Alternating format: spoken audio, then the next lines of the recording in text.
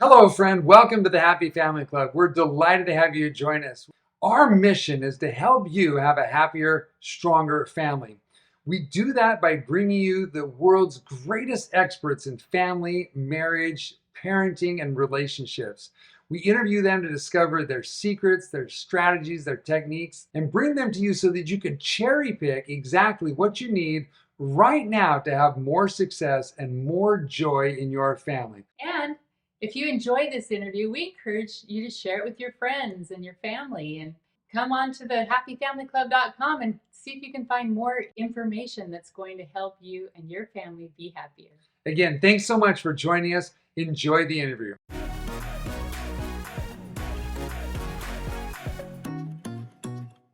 Hey, everybody. Welcome to the Happy Family Club podcast. We are so delighted to have you here today. What a treat it is. We have the one, the only, the infamous, the famous, the fabulous Mr. Chazz with us today. Such a great treat. Thank you for joining us. Wow. Yeah, it's really cool. Thank you for having me. I'm happy to be here, happy to help. Yeah. So those of you who have, if you haven't seen a lot of Mr. Chazz's videos, shame on you. You got to go and do that. Well, actually, I shouldn't use shame. Let me see. No, go and do that. But he's Mr. Chazz is one of the best I've ever seen at having conversations with himself and taking different perspectives on stuff.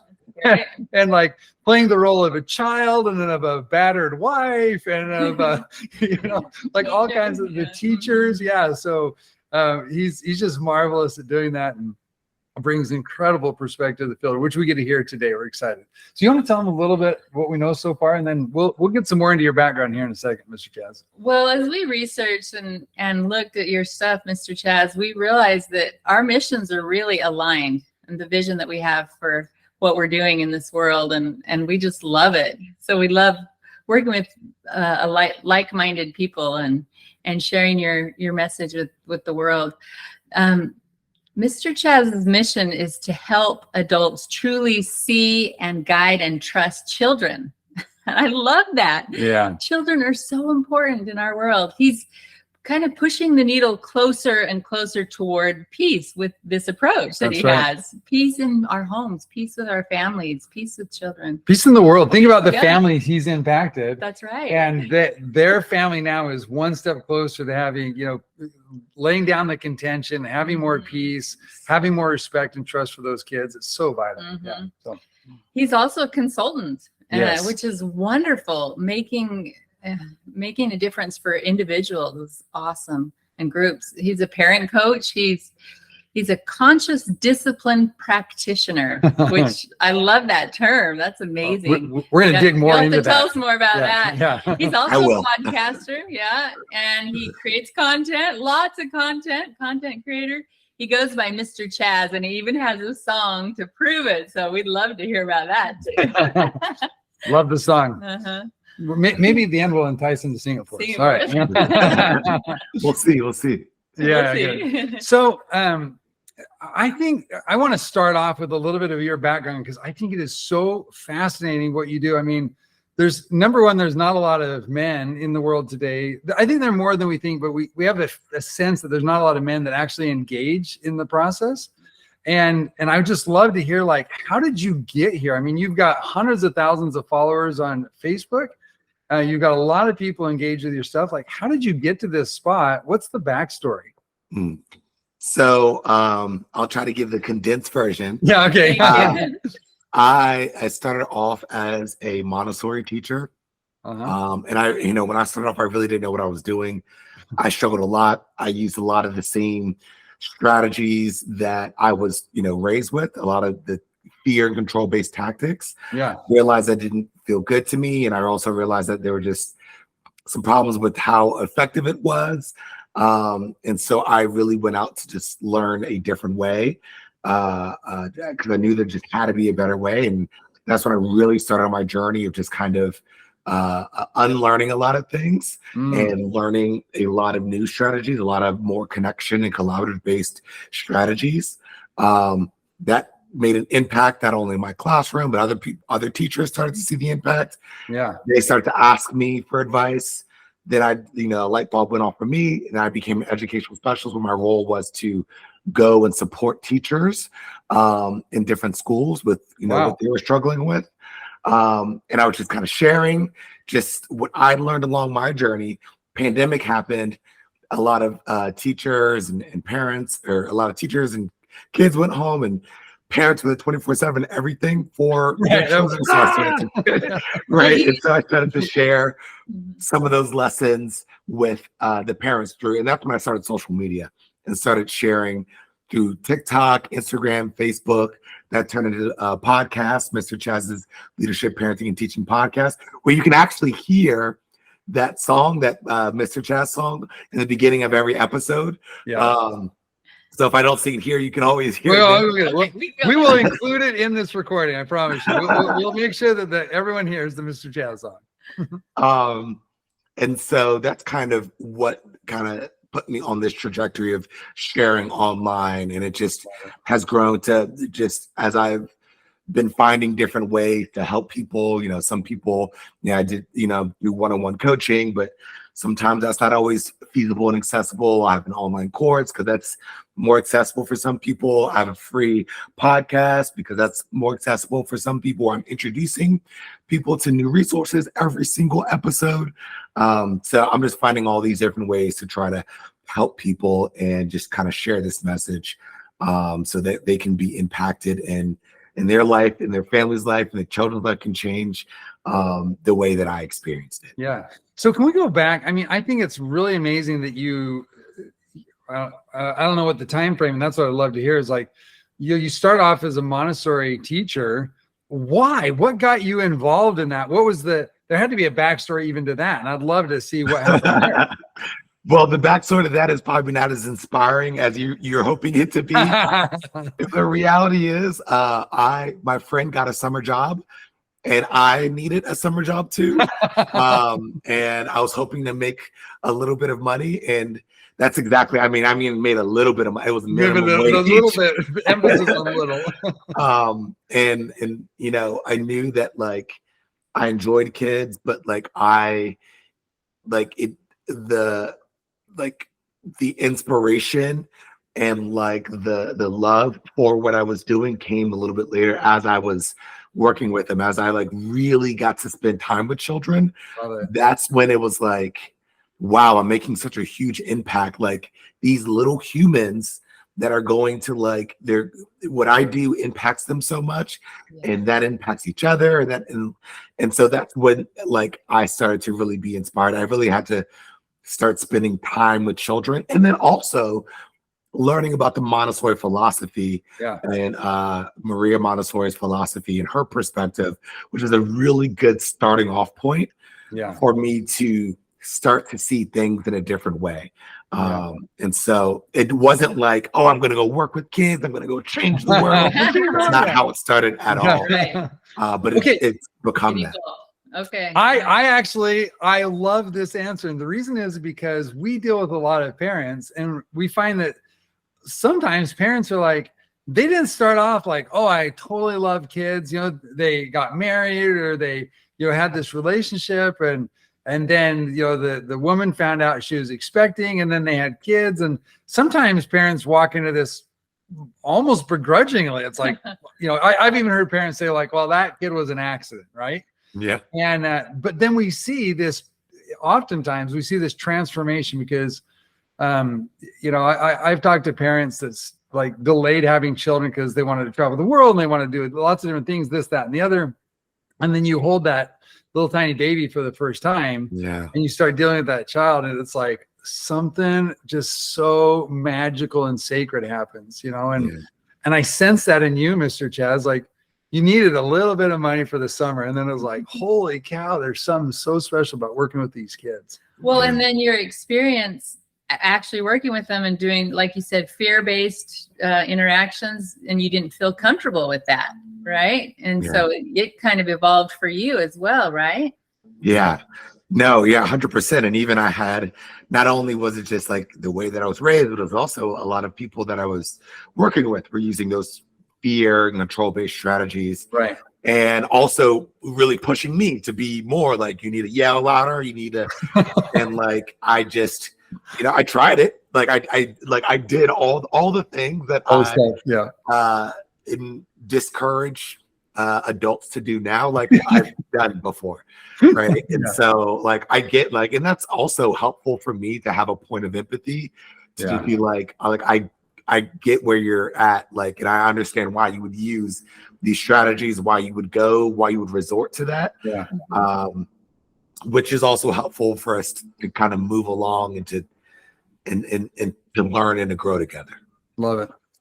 So let's dive into some of those strategies. And the question that we're kind of famous for is what is one specific principle that you believe would have a substantial impact in helping families be happier? And I'd love to hear your insights on that. So, okay. Yeah. So here's one. And it's really hard. I mean,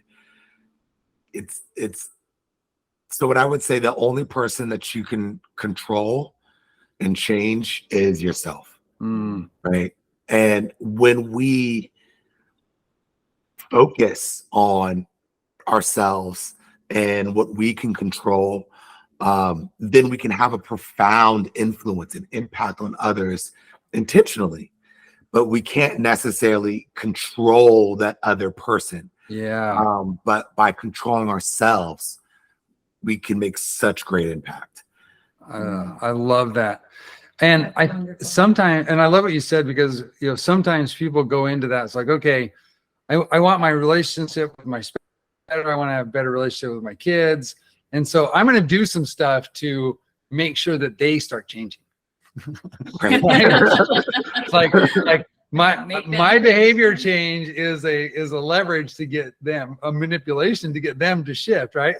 And then sometimes they don't shift, and it's like, oh well, I'm going to go back to yelling and spanking and right? It's like that doesn't help. And instead, we want to focus more on like, what are the things that we would how would we prefer for them to respond? How would we prefer for them to engage with their siblings or little brother or whoever it is, and how can I model that, right? Like, how can I show that, as opposed to just telling them to do it, and like it's the whole thing of like, stop yelling at them, like how can we?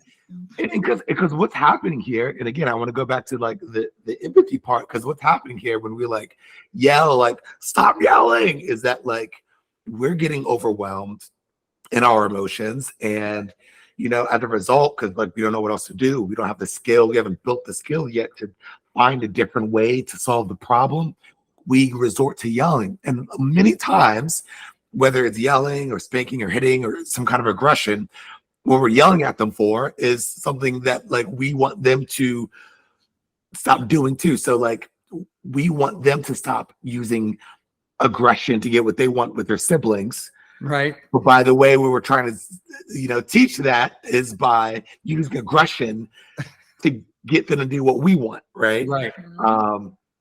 And then, the whole do as I say, not as I do, just is not impactful and not helpful. And it's not great for building relationships. I mean, just think about any kind of boss or leader that you've ever had that has taken that approach. These are the kind of leaders that don't put us at our best.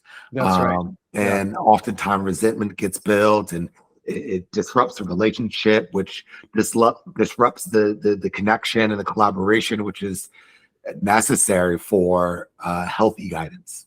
Yeah, I love that. So, okay, maybe we can drill down a little bit deeper there. Let's do that. This one principle of focusing on ourselves, I love this. And I wonder, you've dealt with so many parents and so many children. I wonder if you've seen like, the top 1 to 5, serious things. It's like, well, like parents, you need to work on yourself. And there's these 3 categories that if you make, if you focus on this, it'll make a really big difference. And I wonder what you've seen. I mean, you mentioned yelling. So this lack of self-control and this thought of, oh, I'm going to control with force and with aggression.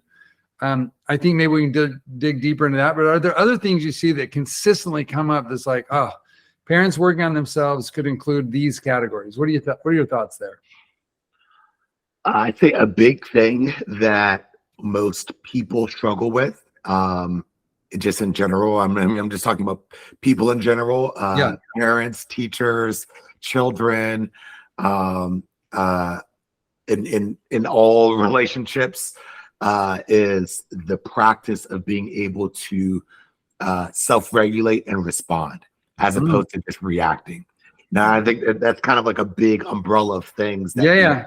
because we have a tendency to just, just react emotionally, and the emotions are okay to have. It's just we need to learn how to acknowledge them. We need to learn how to deal with them, as opposed to what a lot of us do. We push the emotion down until we blow. So what we call that kind of the passive aggressive flip flop, right? Sometimes we'll be very passive. We'll kind of push things down and let people cross our boundaries until we can't take it anymore, and then we get aggressive, right? Or sometimes we go straight to aggression, right? As opposed to the skill we really need to practice is the skill of assertiveness. And that's really about clear communication and communicating, hey, like this thing is not okay with me, do this instead. Yeah. And so we can drill down even deeper into self-regulation, assertiveness. And I talked about, you said you're interested in hearing more about conscious discipline. Yes. Almost a good way to answer this in terms of umbrellas. In conscious discipline, there's the 7 skills of conscious discipline, right? And so we have composure, which is kind of has a lot to do with like self-regulation. We have assertiveness, we have choices, we have encouragement. We do have positive intent. We do have consequences as well. I missed one there. I said encouragement. I said choices. Which one am I missing? I'm missing one. Empathy, right? The one I kind of already talked about, right? And so these skills are all important for us to kind of use in tandem. But a lot of times we're not able to intentionally use skills and give 2 positive choices, as opposed to sometimes when we give choices, it's like you can either clean your room or else, right? Kind of, and that's really just us, right? It's not really a choice there, right? But sometimes it's hard to think of that. Like, okay, what 2 choices can I give in this situation? In the right? moment. And maybe not every situation choices are going to be the best skill to use. And maybe you need to use the skill of encouragement, right? And encouragement is all about not just saying good job, but being specific about what was helpful. Yeah. And for example, you might say something like, you cleaned up the living room so that we have room to play our game, right? Yeah. You cleaned off the table so that it's not dirty, you won't get bugs in our house, on our table, and it's not going to be sticky anymore, right? Yeah. Really talking about the consequences of their actions. You might need the skill of consequences, right? Which I would love to dig into, because I think that's in my opinion, that's the hardest skill. Well, I think composure and consequences can be the hardest skill to use. And I say consequences because our idea of consequences are so tainted by the punishments that we received growing up, because most of us were raised with just punishments, Yes. Which are just unrelated.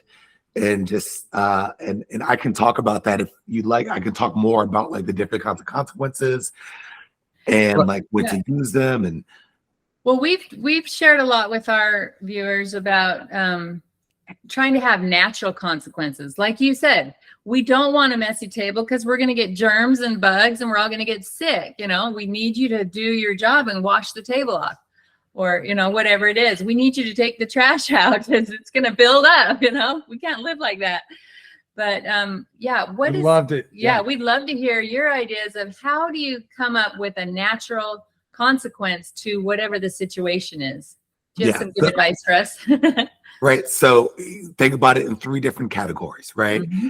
There's natural consequences, which happen without the intervention of the adult, right? So the child, right? The child running inside the house, you know, we tell them over and over again, you know, walk inside. You might even say walking feet, walk when we're inside. You can run when we're outside, right? And the child got so much energy in their body and they got so much like physical, you know, they have this need for physical activity, which is a whole other conversation. And it's important to see that and to try to help them have a healthy outlet, find a way for them to meet their need in a way that's appropriate. One, but it's going to happen where they're going to be running inside. They're going to maybe trip or run into something or hurt themselves.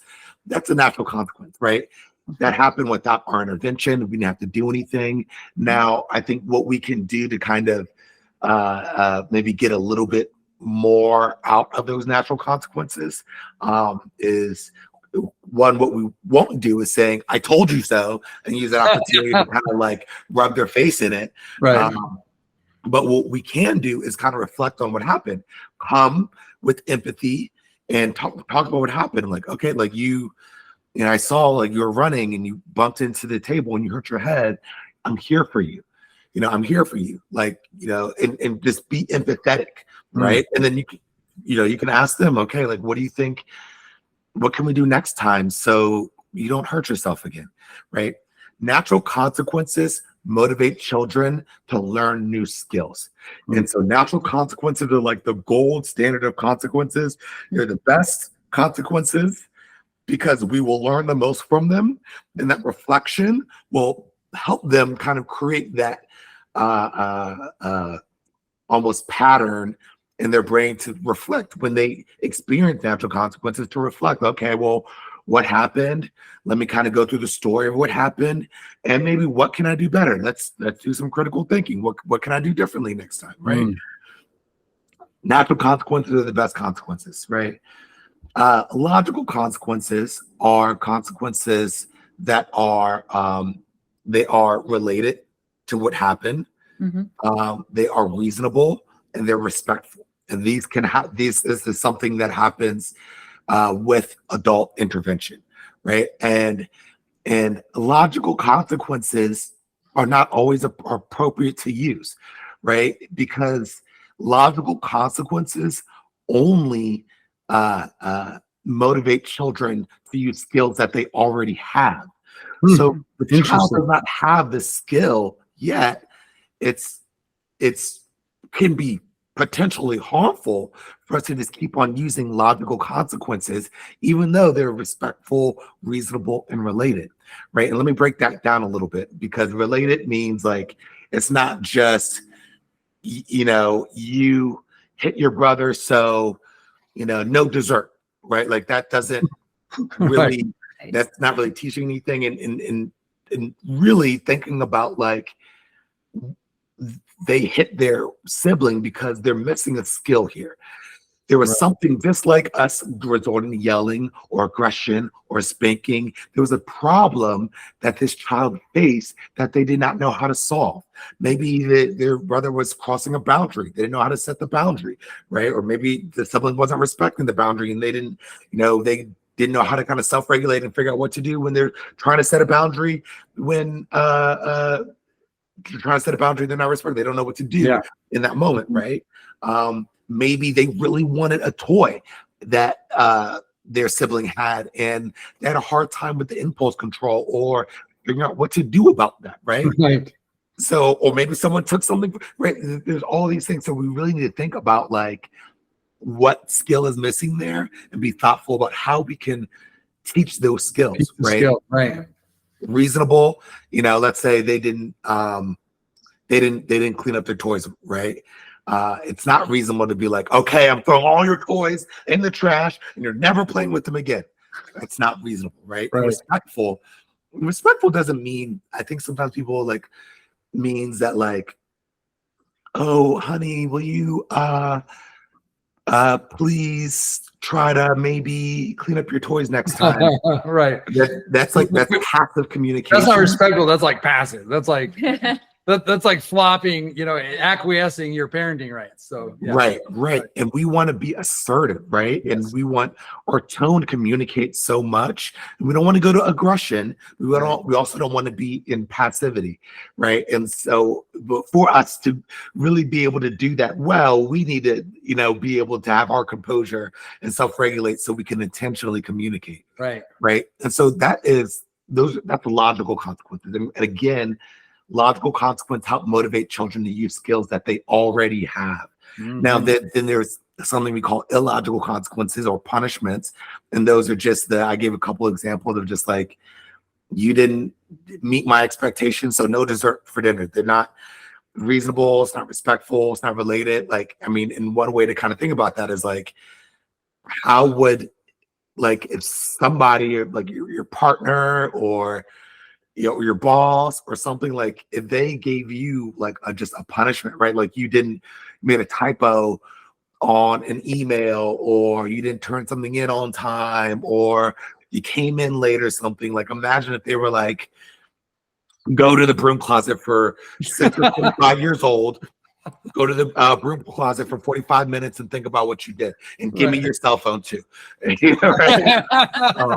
It's just not helpful. Right. Yeah. And it's just us exerting our power over these little humans who have less power because we can or we don't have the skills or don't know what else to do, or that's the programming that we got. Right. Yeah. And so it's a hard thing to learn to do, but it is so important to start going on the journey, to start improving. And it's not about being perfect. I want to say this, and I've been talking for a while, but after I've said all this, I think it's really important. The most important thing I'm going to say, I'm probably going to say it again, is perfection doesn't exist. The perfect parents don't exist. Yeah. Perfect teachers don't exist. I say avoid being a perfectionist, be an improvementist. The goal isn't to be perfect every day. That. The goal is to improve a little every day. Yeah. So a couple of follow-up thoughts on that. I mean, Margie and I have one of the things we dislike the most is when we hear parents say, do this because I said so. It's like, and to use your categorical thing, it's like, that's not respectful. It's not reasonable. It's not rational. It's just, it's not related. It's just like, I have more power than you and you will do it. You will comply, or the implied is the or else, right? And the or else is usually number 3, illogical punishment. And in a lot of areas, the or else is some kind of physical, like, or else a spank, or else, broom closet without your cell phone, or else whatever, right? Right. Yeah. So I love how you've broken that down and into those 4 categories: the natural, the logical, and the illogical. I also love, and maybe we could talk a little bit more about this. Actually, there's 2 things I've got in my mind, but the natural helps them to learn new skills and provides a teaching opportunity. And the logical helps them to use the skills they already have. But sometimes, like you said, if we get that mixed up and we constantly are trying to get them to do something, sans the skill to do it, we're just, it's like that old expression of, if you do the same thing over and over again and expect different results, that's called insanity. And parents go through that insanity all the time with their children. It's like, like your point to the toy, it's like the child wants the toy. Well, you see them sibling fighting over a toy, and sometimes you think, oh, my children are so bad, they're so undisciplined. And I think on one of your podcasts or somewhere, I think you said, it's like, it's not a bad kid, he just wants a toy. Right. And he doesn't have the skill set because he's 2 or 3 or 4 or 5. He doesn't have the skill set to effectively negotiate, communicate, delayed gratification, all that kind of stuff. It's like, he's not a bad kid. He doesn't have the skills. Yeah. So, right. Just like just like you're not a bad parent for, losing your composure. Yes. And, doing things that are not aligned with your value system. Right. Because it happens. Like it's, you desperately, you're listening to this podcast, like you're probably trying to improve and you're trying to grow, but that doesn't mean that sometimes you don't resort to things that you said that you wouldn't do. Like it might be yelling, it might be spanking, it might be just getting a little too rough or aggressive or whatever it is. It might be silent treatment. It might be dismissing feelings. It might be all those things. And, I think it's important for us because we can get in this cycle too of just like the same way that we often judge children is the same way that we can often judge ourselves too. And so it's important for us to have empathy for everyone in this situation here. Just like have empathy for the children. The child is trying the best they can with the skills, knowledge, and resources they have access to in that moment. And you are too as a parent. You're trying the best you can with the skills, knowledge, and resources you have access to in that moment. And in that moment is an important part of that because there might be some days where you're like, you're getting it, you're doing it as a parent, like you are, getting them from point A to point B, getting them in the car, you're getting to places on time, right? Doing the whole with them dressed. That's important. Right. There might be some days where that happens, right? And there are probably some days where that doesn't happen, right? Where you are maybe quicker to anger, or you are yelling a little bit more, or you are just not listening to what they're saying a little bit more. And it's not because you're bad, but it might be because you're hungry. It might be because, you're stressed out about something at work, or something that's, someone's sick in the family, or maybe you're sick, or maybe you just have a little bit less energy today because of your diet, or maybe it's the 68th time that you've said it and you're just running out of steam and you haven't been able to identify that when you're starting to get overwhelmed and figure out what you need to do to kind of recharge and take care of yourself. Or maybe you don't have the resources that day or that week, or maybe, mother-in-law, the in-laws are in town and that's stressing you out. And now you feel like you're parenting to an audience. So there's all these things, all these dynamics that are constantly impacting us individuals and all of our relationships that can make all of this, like practicing all these conscious discipline skills, difficult to do. So, so I come from a fairly broken family. My parents were divorced twice, and so I went through two pretty messy divorces, and a lot of abuse and alcoholism and drug stuff. In my background, not for me personally, but siblings and parents, and so the world that I grew up in. Yeah. Margie grew up in this really idyllic, just beautiful world. And I wanted to, and I think you've done a lot of training on this lately in terms of, parenting with trauma and trying to break those generational chains of abuse and addictions and whatnot. And I'm the model child for that. Like everything inside of me when I was 21, when we met, everything inside of me wanted to create a new environment for my future family. Yeah. So I met Margie, and Margie's family was like, they ate all their meals together. Wow, what was that? They ate meals together. They spent time together. There was love imbued in the family circle, just, dripping with it. Not that they were perfect, but it was amazing. So I frequently, there's a point to my dialogue here, but I frequently, in the beginning years of our marriage, I'd go to her parents and I'd be like, okay, like, how did you do this? Like, you are getting these results and your children love each other. And it was like, they're so contributing to society. Like, how'd you do this? And her parents answer, and I love them so much. They're both passed on now, but they would look at me and like kind of shrug their shoulders and like, we don't know. Like they were unconsciously confident, right? Yeah.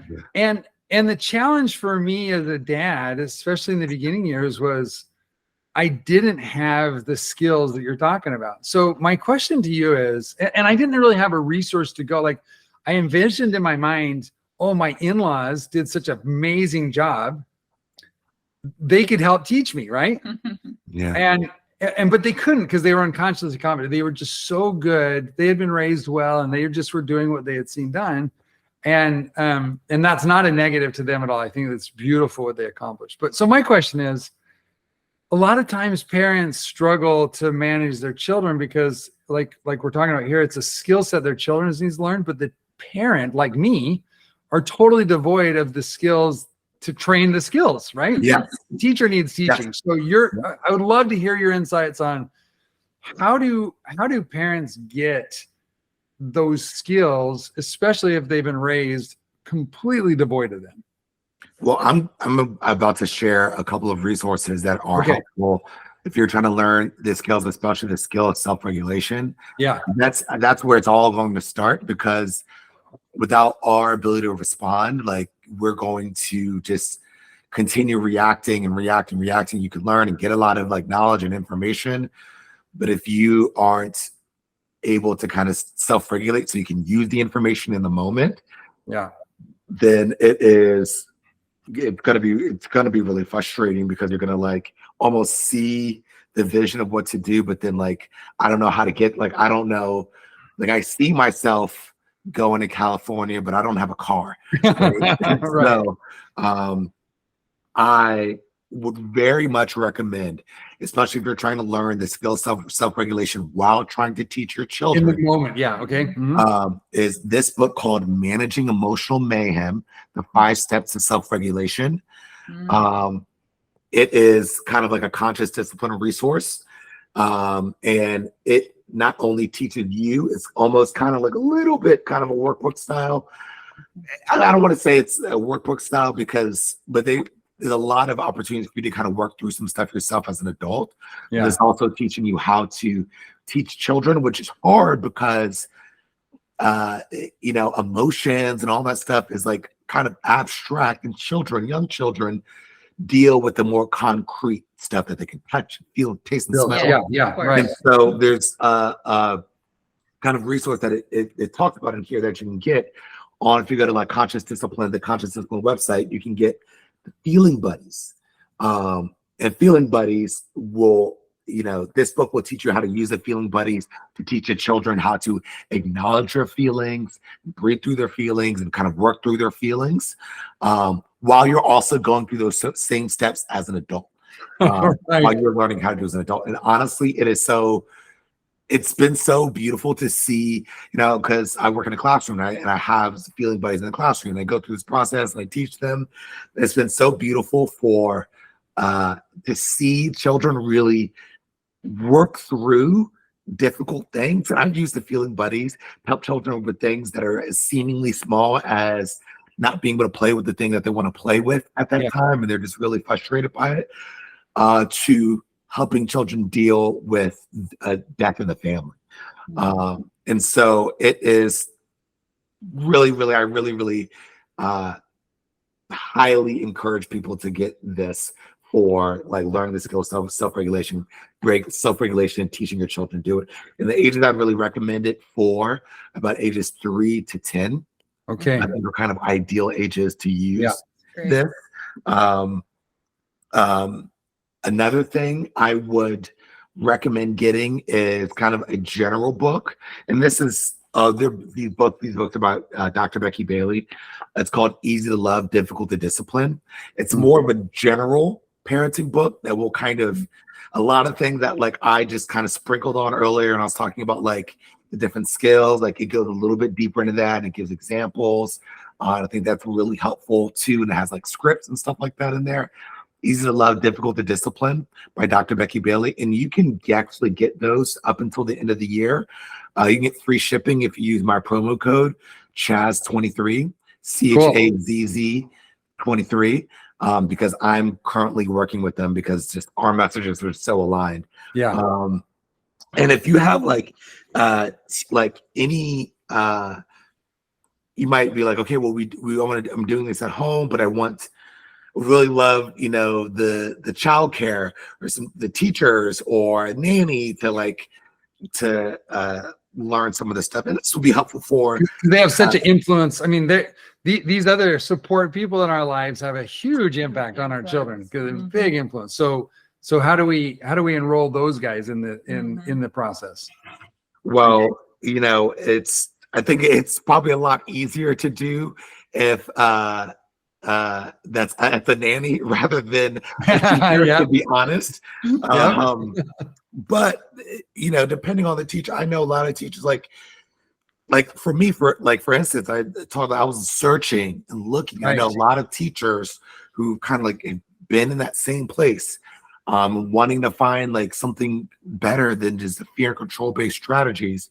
But I will say that it's definitely a journey that you have to choose to go onto. Yeah. No one can force you to go onto it, but this book is super comprehensive. I think this is like the Bible. You see, mine is kind of like beaten up and it's got papers and stuff in it. Like I reference it all the time. This is Conscious Discipline Building Resilient Classrooms. And this is really more fit for like classrooms, but you can get all those things and free shipping. Another thing too, there's like books that are aligned, like that teach the skill of assertiveness. And one of those books is called Schubert's Big Voice. And in the book, you did a reading of that. Mm-hmm. What'd you say? You did a reading of that. Oh yes. Okay, you have done your research. Yeah, you did. So you're a good reader, by the way. I've had a lot of practice.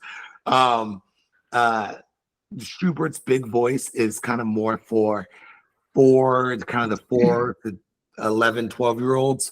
And it's pretty much a story about Benny takes Schubert's apple and Schubert has to find a way to get his apple back. And Mrs. Bookbinder, the teacher, kind of guides Schubert through that process. What I really love about the Schubert books and the Sophie books, the Sophie books are more for kind of like 2, 3, 4-year-olds, and they're kind of cardboard. And it's like the same skills that are teaching, but it's broken down and not, it's not as long, and it's maybe one part of the skill, maybe not the whole thing. But what I really love about those books is not only are they stories that teach the children the skills, because children learn very effectively through stories, but it also has little notes in the back for the adults that are aligned with the message in the book to kind of help you continue teaching the lessons. Sure.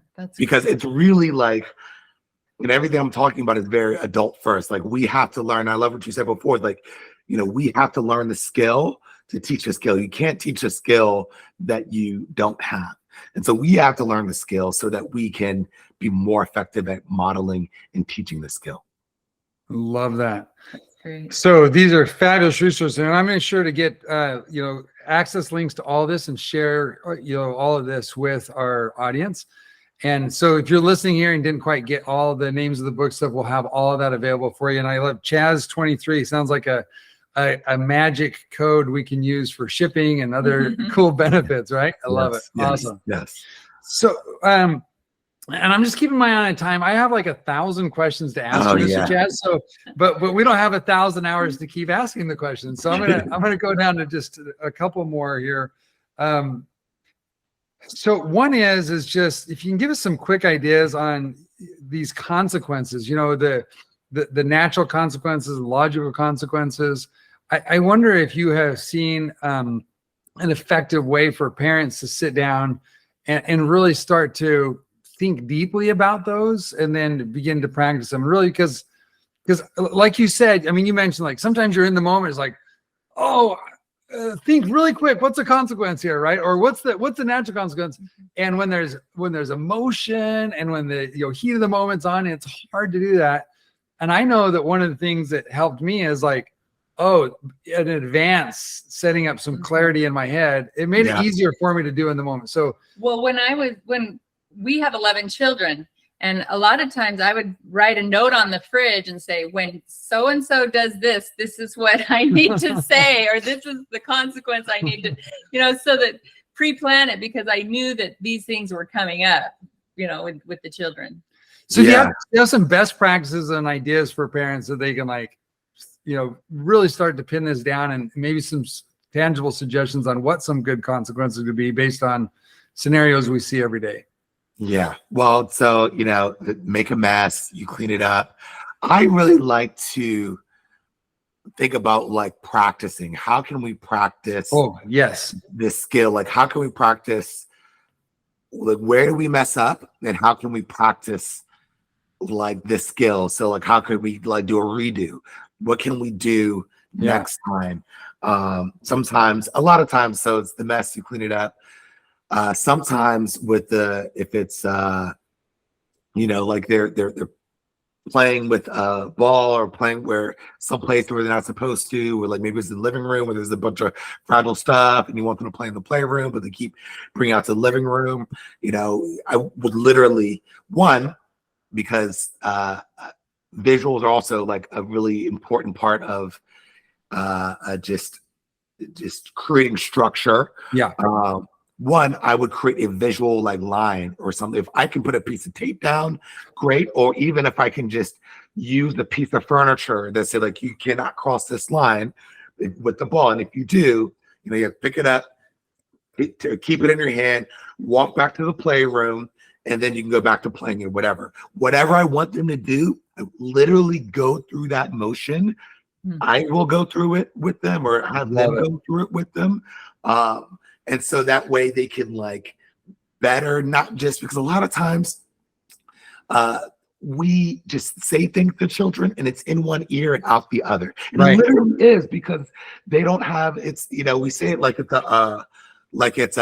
they're willfully just like opening their ears for it to go in one ear and out the other.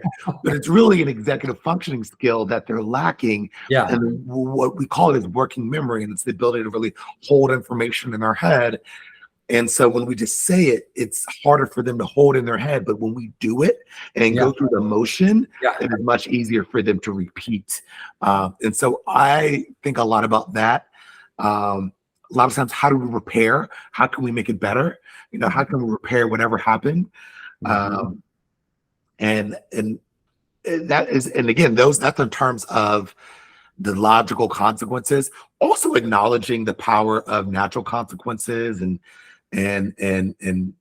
recognizing like sometimes like recognizing that sometimes the natural consequence is we have to wait for the natural consequence to happen. Right. And when it does, and really, like I said, kind of reflecting and kind of talking about it. And what I will do in terms of specific examples, sometimes like, because even you do the ball thing, you practice and everything, they still bring the ball out.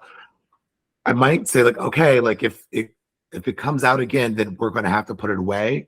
And we'll have to try again later, try again tomorrow, whatever it is. Right. And not like I told you so many times, again, coming through with empathy is like, you're having a hard time keeping the ball here. You're having a hard time keeping your hands to yourself. So we need to move either, we need to put the ball away. We need to go to a different location. We need to do something else. We need to separate for a little bit and maybe put a timer. We can come back and try again. Yeah. There are so many different things. I can't say that there's, do this consequence and this consequence and this consequence for these exact situations, because there's so many variables.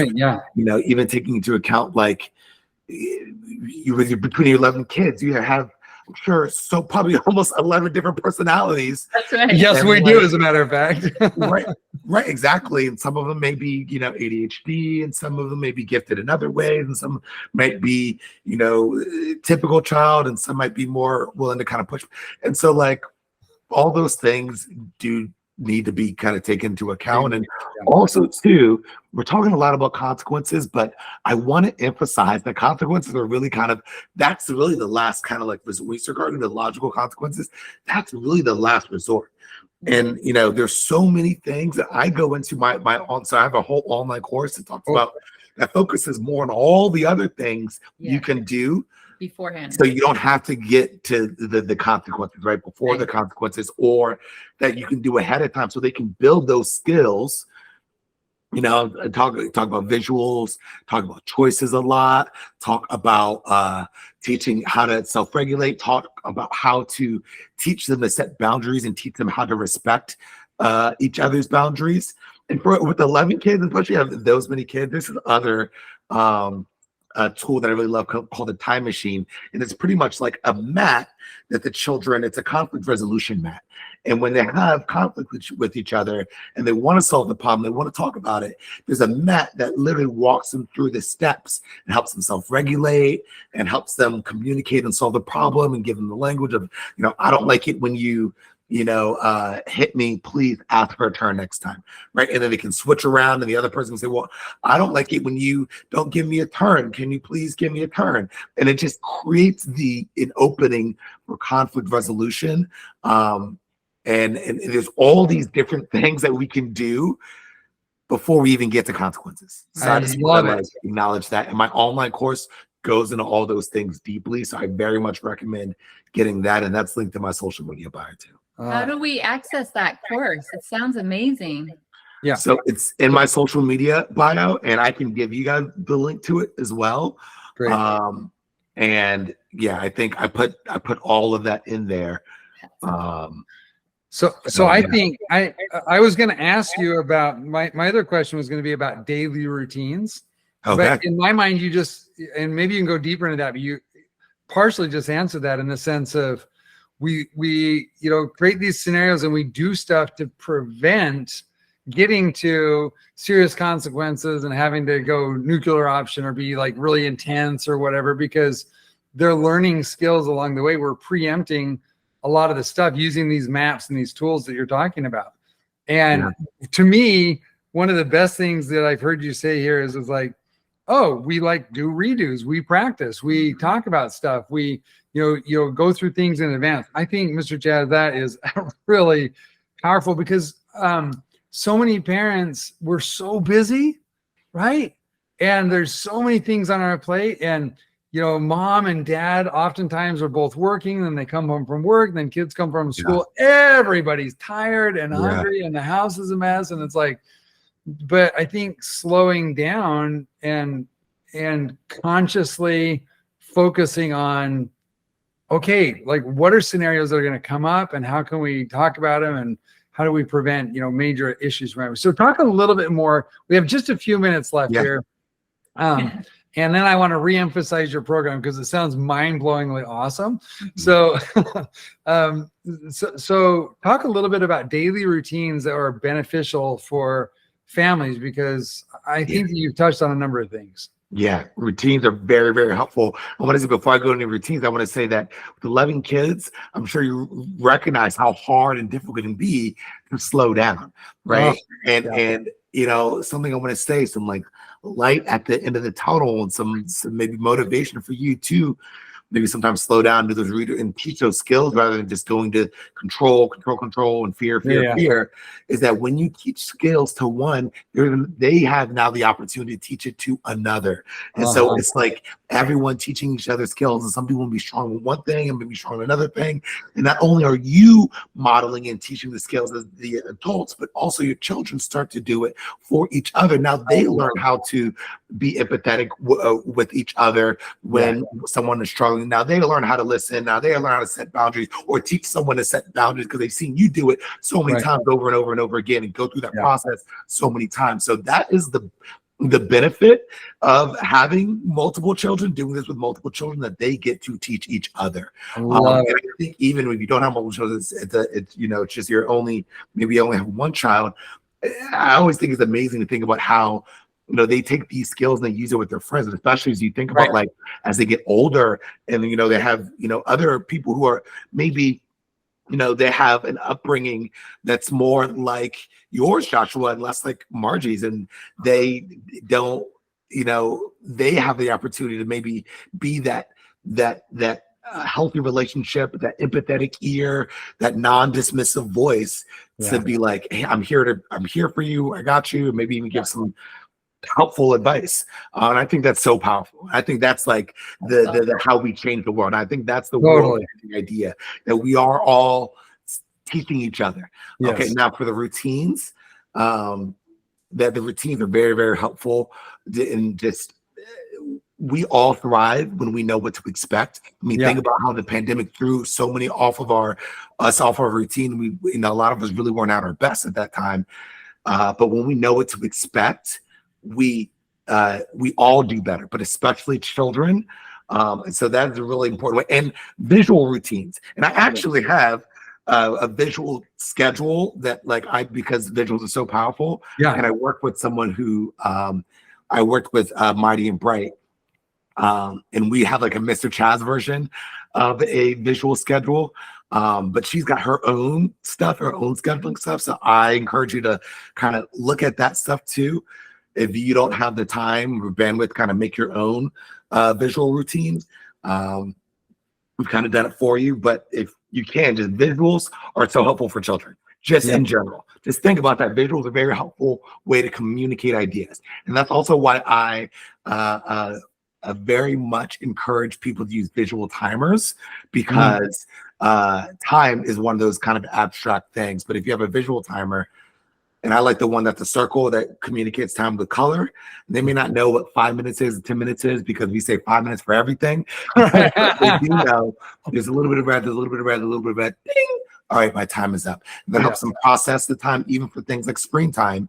A visual timer can be more helpful than to say you have 5 minutes, right? And so, yeah. That's amazing. So is your version of that routine chart, is that inside your course, or? No, so that's inside the link in my bio. I have good. Visual schedule. Good. Okay. Want to make sure we get hold of that. Yeah, that's so great. Cool. I really want to see it. I'm excited. Yeah. So most of the resources that I've mentioned here are linked in my bio currently right now. Perfect. Okay, thank you. So, this has been great. We have so appreciated you joining us and sharing all these things with us that are going to help us, our family, and thousands of others. So, thank you. So, is there something something I should have asked you that you're like, oh, I wish Joshua would ask me this so I could talk about it? Is there any one last thing that you want to highlight or discuss before we kind of wrap up here? I'm just going to repeat what I said earlier because I think it's so important. Avoid being a perfectionist, be an improvementist. Yes. The goal is not to be perfect every day. It's an unrealistic goal to trying to be perfect, trying to be perfect. You're going to make mistakes. Mistakes are an essential part of the learning process. Yes. There are important. That's kind of a part of consequences, that mistakes are an essential part of the learning process. You have to have mistakes. Your children have to have mistakes. That is how they're learning. So see it that way. See it with your children, see it with yourself, and avoid being a perfectionist, be an improvementist. The goal is to be perfect every day. The goal is to improve a little every day. I love it. Well, I wish I was sitting in the living room with you and give you a big hug. I want to reach out and give a big hug to all of our listeners. Like, it's so cool. This has been amazing. Thank you so very much. And we're just cheering you on. You're doing great work in the world, and I can promise you that your mission of moving the needle a little closer to world peace is being fulfilled, because if nothing else, the Boswell family is feeling just a lot happier now. So thank you so much. Well, thank you. Thanks for having me on. You guys have a great day. All right, you too. Thanks. Bye-bye.